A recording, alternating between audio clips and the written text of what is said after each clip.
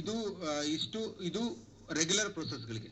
ಈಗ ಎರಡನೇದು ಏನಂತ ಹೇಳಿದ್ರೆ ಹೊಸ 11B.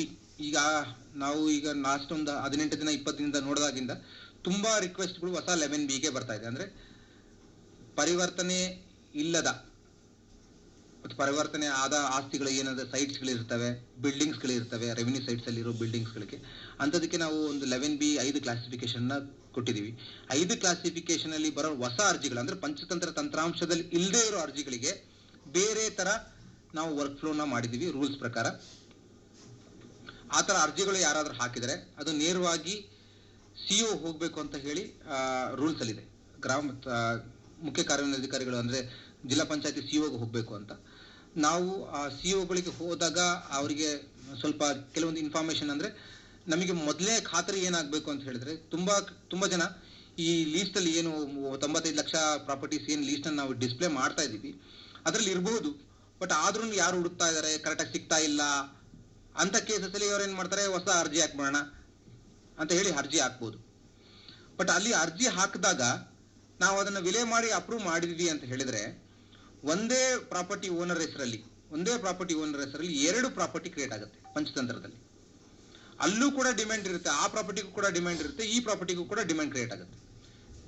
ಸೊ ಅವಾಗ ನಿಮ್ಮ ಕರೆಂಟ್ ಡಿಮ್ಯಾಂಡು ಜಾಸ್ತಿ ಆಗುತ್ತೆ, ಟ್ಯಾಕ್ಸ್ ಕೂಡ ಕಲೆಕ್ಟ್ ಮಾಡೋ ಟಾರ್ಗೆಟ್ ಕೂಡ ಜಾಸ್ತಿ ಆಗುತ್ತೆ. ಸೊ ಆ ಉದ್ದೇಶದಿಂದ ಅಂತ ಅರ್ಜಿಗಳು ಹೊಸ 11B ಅರ್ಜಿಗಳು ಏನು ಬರುತ್ತೆ ಅಂತ ಅರ್ಜಿಗಳನ್ನ ನಾವು PDO ಲಾಗಿನಿ ಕಳಿಸ್ತಾ ಇದೀವಿ. PDOದು ಒಂದು ರೋಲ್ ಏನು ಅಂತ ಹೇಳಿದ್ರೆ ಮೊದಲನೇದಾಗಿ ಅದು ಪಂಚತಂತ್ರ ತಂತ್ರಾಂಶದಲ್ಲಿ ಇದ್ದಿಲ್ಲ ಇಷ್ಟು ದಿನ ಅನ್ನೋದನ್ನ ಅವರು ದೃಢೀಕರಿಸಿ ಆ ಏನು ಅರ್ಜಿಗಳನ್ನ ನಾವು ಜಿಲ್ಲಾ ಪಂಚಾಯತಿ ಕಳಿಸ್ಬೇಕು. ಸೊ ಇಷ್ಟು ಫಸ್ಟ್ ವೆರಿಫಿಕೇಶನ್. ಇಷ್ಟು ಬಿಟ್ಟು ಬೇರೆ ಇಲ್ಲ ನಾವು ಅದನ್ನು ಡಾಕ್ಯುಮೆಂಟ್ ವೆರಿಫೈ ಮಾಡ್ತೀವಿ, ನಾವೇ ಸ್ಥಳ ಪರಿಶೀಲನೆ ಮಾಡ್ತೀವಿ, ಇಲ್ಲ. ಫಸ್ಟ್ ಗ್ರಾಮ ಪಂಚಾಯತಿ PDOಗಳು ಇಷ್ಟೇ ಮಾಡಬೇಕು ರೂಲ್ಸ್ ಪ್ರಕಾರ. ಅವರು ಇದನ್ನ ನಾವು ಜಸ್ಟ್ ಇಂಟರ್ಮೀಡಿಯೇಟ್ ಯಾಕೆ ಕೊಟ್ಟಿದ್ದೀವಿ ಅಂತ ಹೇಳಿದ್ರೆ ಒಂದೇ ಹೆಸರಲ್ಲಿ 3-4 ಪ್ರಾಪರ್ಟಿಗಳು ಕ್ರಿಯೇಟ್ ಆಗಿ ನಿಮ್ಗೆ ಡಿಮ್ಯಾಂಡ್ ಜಾಸ್ತಿ ಆಗಬಾರ್ದು,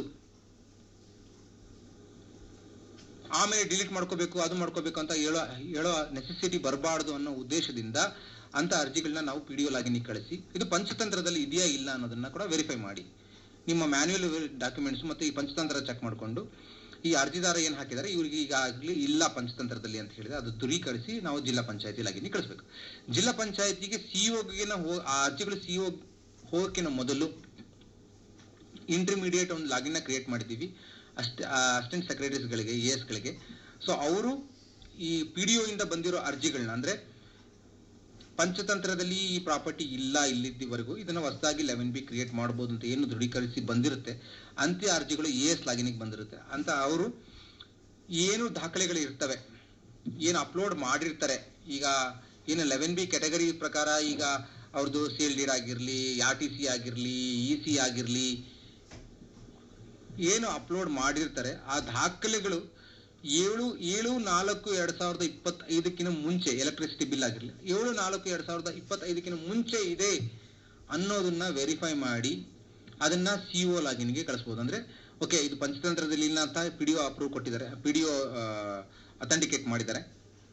ಅವರು ಅಪ್ಲೋಡ್ ಮಾಡಿರೋ ದಾಖಲೆಗಳು 7/4/2025 ಮೊದಲಿದೆ. ಸೊ ಇದಕ್ಕೆ ಹೊಸದಾಗಿ 11B ನಾವು ಸೃಜನೆ ಮಾಡೋದಕ್ಕೆ ಅನುಮೋದನೆ ಕೊಡಬಹುದು ಅಂತ ಹೇಳಿ ರೆಕಮೆಂಡೇಶನ್ಸ್ ಮಾಡಿ ಅವರು ಜಿಲ್ಲಾ ಪಂಚಾಯತಿ ಸಿಇಒಗೆ ಕೊಡಬಹುದು. ಜಿಲ್ಲಾ ಪಂಚಾಯತಿ ಸಿಇಒ ಅವ್ರದ್ದು ಫೈನಲ್ ಡಿಸಿಷನ್ ಆಗುತ್ತೆ. ಅಲ್ಲಿಂದ ಬಂದಿರೋ ಅರ್ಜಿಗಳನ್ನ ಅವರು ಮತ್ತೆ ಪಂಚತಂತ್ರದಲ್ಲಿ ದೃಢೀಕರಣ ಮಾಡ್ಕೋಬೇಕು.